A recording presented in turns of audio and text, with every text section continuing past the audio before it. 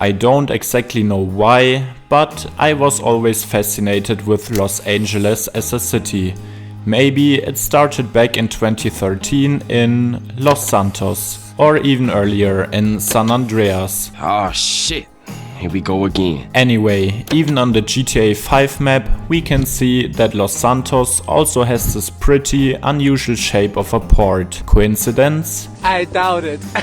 So, let's move back to the real world reference of the city we all know better than our hometown. When you look at Los Angeles on Google Earth, the first thing you'll probably notice though is not the port, but the endless sprawl of suburbs stretching in every direction. And yes, the city is indeed absolutely massive. But down at the very southern edge of the metro, right along the Pacific, there's something that looks somewhat strange. A huge complex of piers, docks, artificial islands and shipping channels. And that made me wonder, why is that? Why does this port look so different from all the other normal ports? So I dug into it, and at first glance, it's easy to assume this is just one massive port, but in reality it's actually split into two. The port of LA and the port of Long Beach. That split isn't a coincidence either. It goes back to the rivalry between the city of Los Angeles and the city of Long Beach, both of which wanted control over their own waterfront and the economic power that comes with it. Even though the two ports sit right next to each other and function together as the largest port complex in the United States, they remain legally separate and are managed by different authorities. What we already noticed and what also stands out here is the unusual shape of the coastline. Unlike natural harbors such as San Francisco Bay or New York, most of this port was carved out, dredged and reclaimed from marshland. Breakwaters protected from the open Pacific, and the basins were designed for specific uses like container shipping, oil, cars and raw materials. The result is a coastline that looks man-made, because for the most part it is. Surprise, surprise. But this raises some interesting questions. Why exactly is it structured this way? How do the goods move inland, and why is it so crucial for the entire western United States? I'm Daniel, and in this video we'll break this down and find out some fascinating stuff about the biggest port of the US.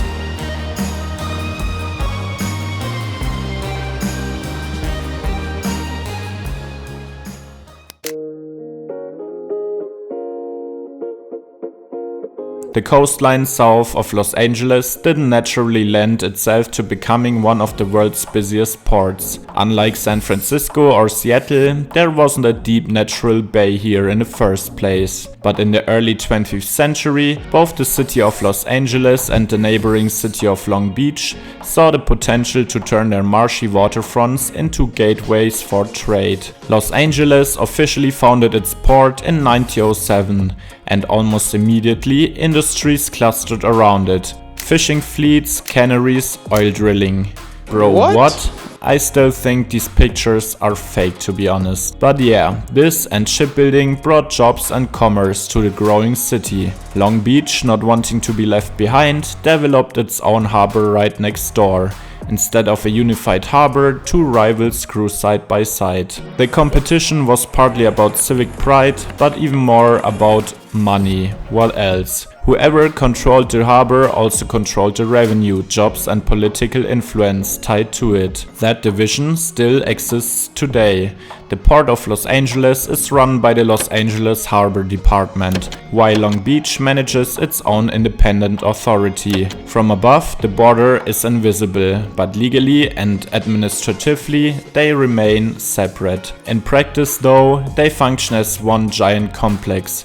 Together, they handle nearly 40% of all containerized imports into the United States. That makes them not only the busiest port in the country, but also one of the top 10 largest in the world. Two competing harbors that in reality have become one single engine driving the Pacific trade.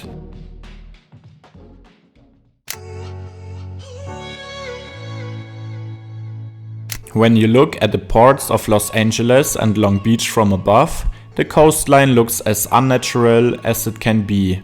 A cluster of breakwaters, channels and oddly angled docks. And that's exactly what it is. Nearly all of this has been engineered over the past century. Originally, the area was shallow marshland and tidal flats. To create a working harbor, engineers stretched channels and piled the removed material onto the shoreline, slowly reclaiming land and reshaping the coast. By 1912, widening the main channel and completing parts of the massive breakwater made it possible for much larger ships to dock, just in time for the opening of the Panama Canal in 1914, which gave Los Angeles a huge boost as Pacific Gateway. The irregular layout we see today comes from how the ports expanded piece by piece. Each new basin or pier was designed for a specific industry: oil and bulk goods in one area, cars in another, and later, vast container terminals with their rows of cranes. As global trade grew, older docks were deepened,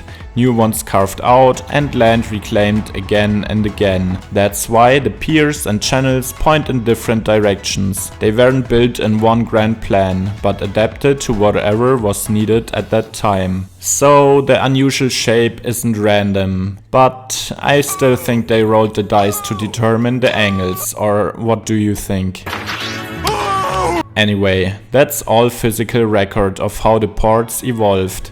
Each expansion was responding to new ships, new cargo and the constant pressure to move more goods. And the overall size of the coastline obviously couldn't naturally grow with the demand. That's why we got this awkward solution here.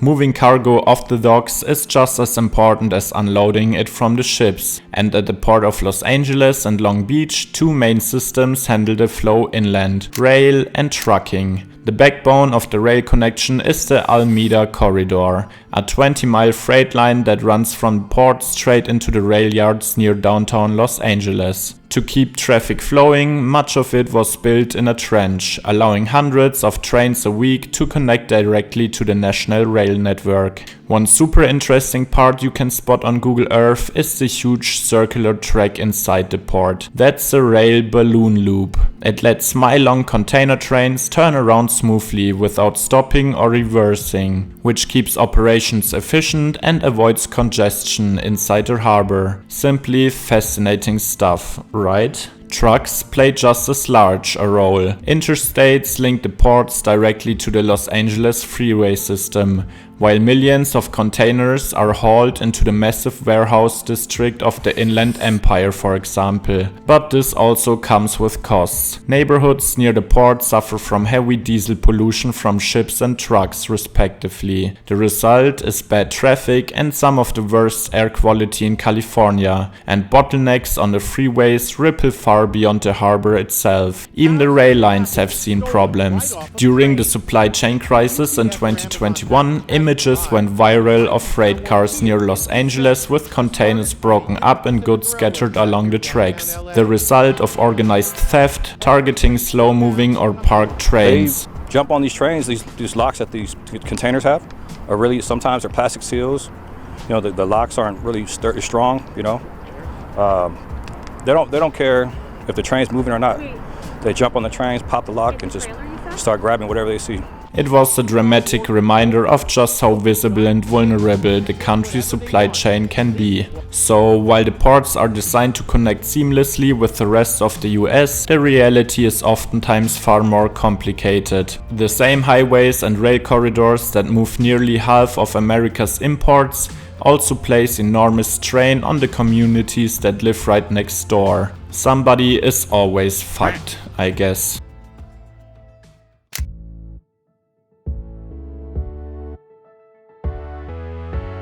Together, the ports of Los Angeles and Long Beach handle close to 40% of all containerized imports that enter the US. That means nearly half of all goods that fill American warehouses, distribution centers and store shelves first pass through this single harbor. Electronics, clothing, furniture, cars, even everyday household products. Much of it starts its US journey here. This concentration makes the port complex one of the most important economic engines in the country. Hundreds of thousands of jobs in Southern California depend directly or indirectly on the harbor, from dock workers and truck drivers to warehouse employees in the Inland Empire. I think we have to make a separate video about this place at some point too. What the actual fuck is that? Anyway, the ripple effect stretches even further. Delays or disruptions in Los Angeles can impact supply chains across the entire nation.